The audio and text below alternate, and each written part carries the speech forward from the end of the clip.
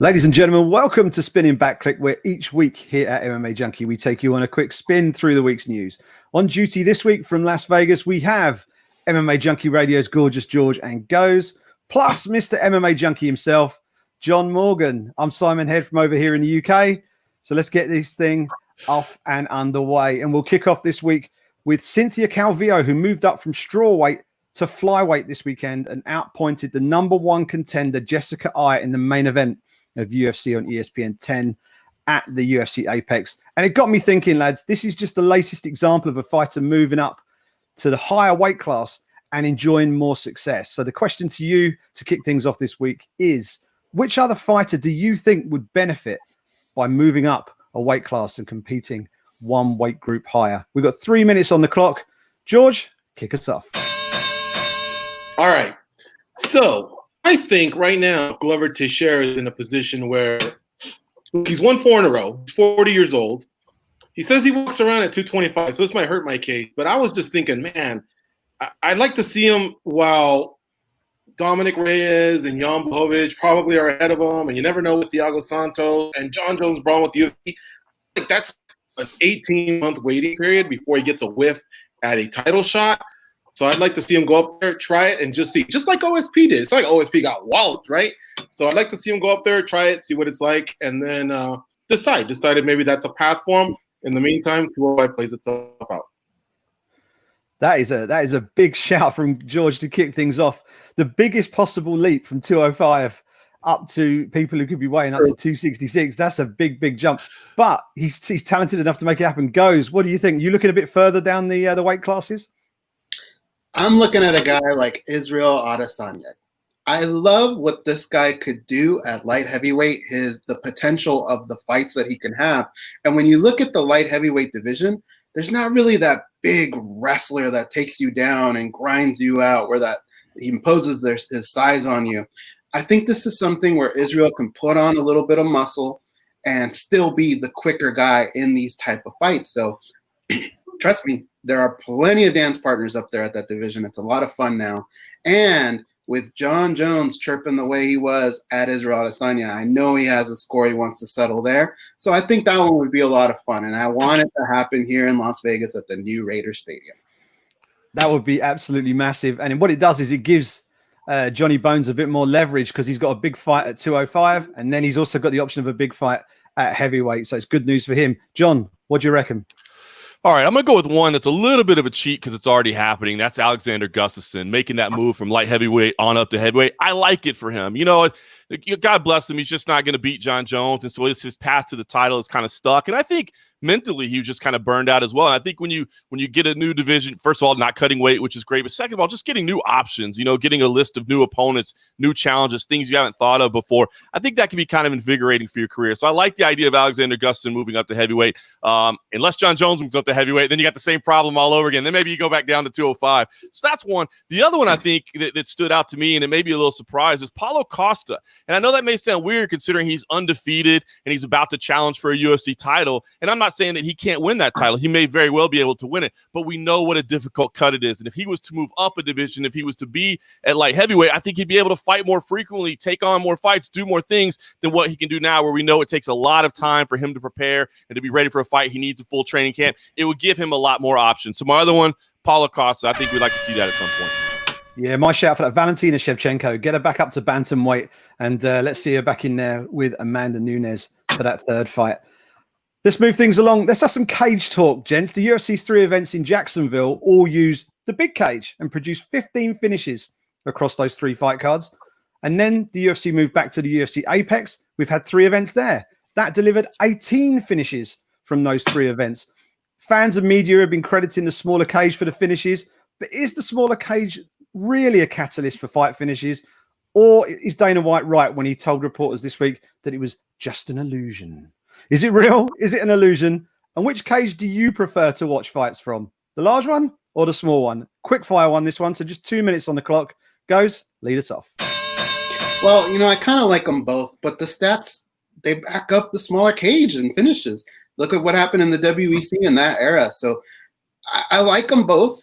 But if you look at the history of the big cage, it's not like we weren't getting finishes there. It's not like we don't have classic fights in that big cage. Aesthetically, it looks really well on camera, and I know that's why the UFC likes it.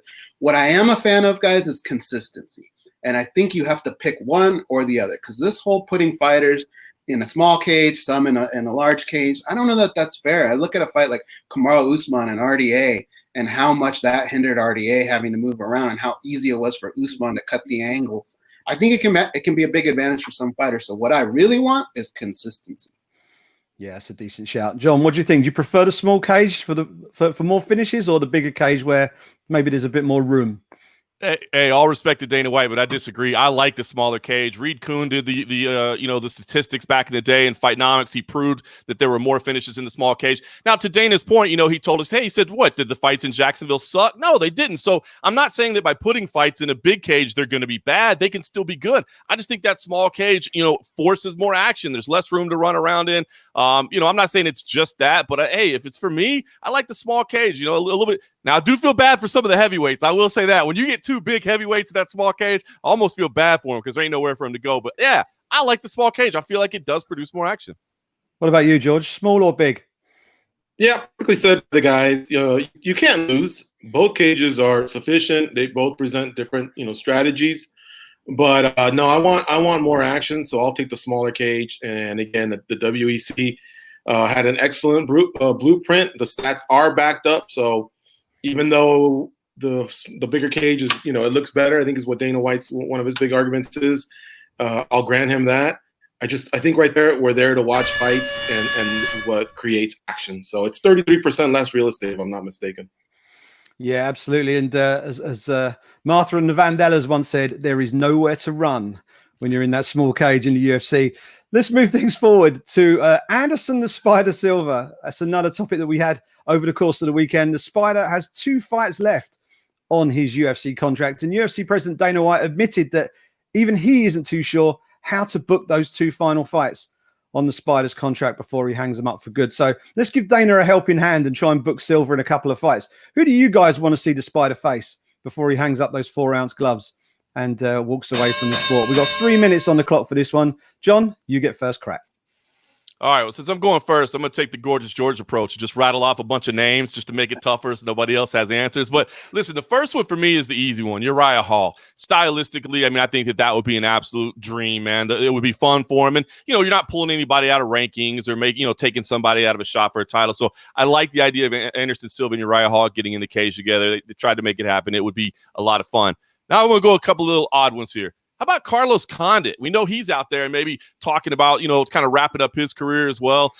Again, it's kind of a person that's in a similar position to Anderson Silva where, somebody that's widely regarded as a legend of the sport, but maybe that isn't ready to contend with the top fighters in the division right now. So I think those are 2 big names that will come together and get a lot of interest. And then I'll grab one that's just way out there that's never going to happen, but just think about it happening. Michel Pereira. Can you imagine Anderson Silva and Michel Pereira in the cage together? Put that in a fight card in Brazil, man. That would be absolute bonkers. Not going to happen, but it'd be fun to see. I don't know how good the fight will be, but the dance-off will be outstanding. George, what do you reckon? I guess if we're considering this a bit of a wish list, I'm going to go Anderson versus Mauricio Shogun Rua. They came up together through the shoot box team.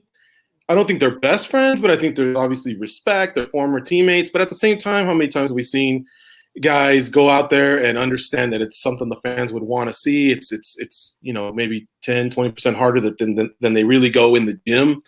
And I think it can be done in a sportsmanship way. So I think this would be just a big fight for Brazil. So that would be one. I do want to say John taking Condit was nice, man, because those 2 could have possibly fought in, I know I always bring it up, but that Rumble on the Rock tournament back in 2005, 2006. Oof, that could happen there. So, yeah, I was loving that one. Goes, what do you reckon? We've taken quite a few big names off the board, but who have you got left? Well, this is fantasy land, guys, so there's tons of options. Here's the thing, 2 fights left. Do you guys remember when he fought Michael Bisping in the UK? I got to say, those fans brought it that night. It was a fun environment. But you can't do a rematch with Michael Bisping because he's gone, so I'm going to go the next best thing. I think a fight with Darren Till would be a lot of fun. I think those guys would crack.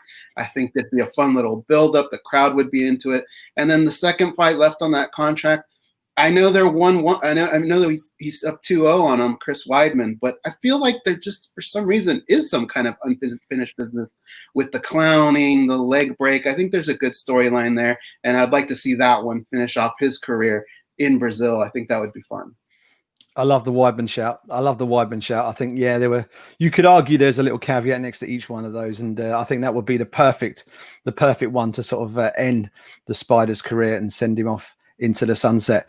And to send us off into the sunset, we have one more question this week. We're back at the UFC Apex this weekend for UFC on ESPN 11 as heavyweight contenders Curtis Blades and Alexander Volkov face off in the main event in the evening. But rather than focus on the big boys at the top of the card, I want you guys to go under the radar for us and pick out a fight that fans should pay particular attention to when they settle in to watch the fights this Saturday night. 2 minutes on the clock, so keep them short and sweet. One fight each. George, let's have yours. Yeah, I really want to see Clay Guida and Bobby Green, only because I've seen these guys for the last 10 to 15 years. And I know that they're probably up against the clock when it comes to Father Time. I wouldn't be shocked if either one is maybe fighting for his job as well. So the stakes are high here. I want to see both guys perform, get fight of the night, and maybe, there's obviously going to be a winner and a loser, and hopefully even the guy that loses can still hang in there, man, because these guys have put in some time, and this is when those guys get those big paychecks. So I'm wishing those guys the best. Great stuff. Yeah, it'd be good to see Bobby Green back in there again. Goes, what's your pick? I like the Lyman Good matchup with Bilal Muhammad. I think aside from it just being a great scrap, both guys always bring it in every fight. This is going to be one of the first time that the world gets to see an athlete who had COVID-19 and how they were able to bounce back and show everyone that you can still be an athlete from this. They say that this does a number on your lungs, on your scarring. How is he going to react to this? If it goes into deep water, mentally, physically, there's a lot here. I think this is going to tell us a lot. And I think all sports eyes should be on this matchup. Yeah, great matchmaking, that one. I'm looking forward to that one. John, bring us home. Yeah, this one got real easy for me over the weekend when Max Roshkoff stepped in and to face Austin Hubbard. I had a chance to call a couple of his fights for Final Fight Championship here in Vegas, and he's a top talent. He also happens to teach the kids jiu-jitsu program over at Robert Drysdale's gym, where my kid takes jiu-jitsu as well. So I've had a lot of chances to speak with him, interact with him, and just see his talent firsthand, both in fighting and in the gym. And I'm excited to see his UFC debut. So that's an easy one for me. I will throw out one other one, though, as well. Roosevelt Roberts versus Jim Miller, man. I think Roosevelt Roberts has got something, man. He looks like a real talent, and now you're getting a test in one of the OGs of the game in Jim Miller. So I love it when we get to see that prospects really take that big step up against talent to see where they stand in the division. So those for me. This card is great. It's top to bottom. It's fun. Yeah, I'm looking forward to see Jim Miller and Clay Guida. There's a fair few fights between those two down the years in the UFC. You can follow comprehensive coverage of UFC on ESPN 11 throughout fight week and through fight night, plus all of the post-fight reports and reaction with us right here at MMA Junkie. So please be sure to check that out throughout the course of the next 7 days. But that's all we have time for this week on Spinning Back Clique. A huge thank you, as always, to Gorgeous George, to Goes, to John Morgan, and chiefly to you for watching. Enjoy the fights this weekend, and we'll be back next week with another edition of Spinning Back Clique.